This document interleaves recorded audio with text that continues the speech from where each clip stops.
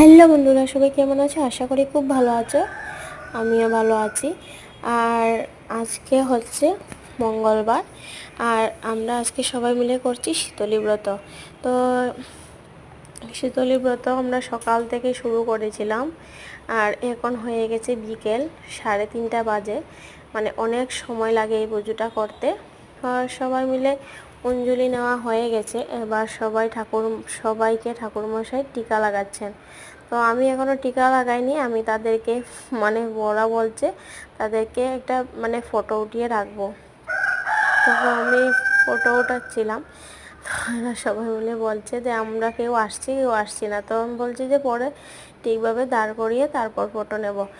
আর এই ব্রতটা করা আমাদের বাচ্চাদের জন্য, আমাদের বাচ্চাদের মঙ্গলের জন্য এই ব্রতটা করা। তো আমরাও করে নিয়েছি। আর তারপর চলে যাচ্ছি নদীতে চলে যাচ্ছি বেরুয়া নিয়ে। তো আমার শাশুড়ি মা বেরুয়াটা নিয়েছেন মাথায়। তো বেরুয়াটা নিয়ে চলে যাচ্ছি নদীতে।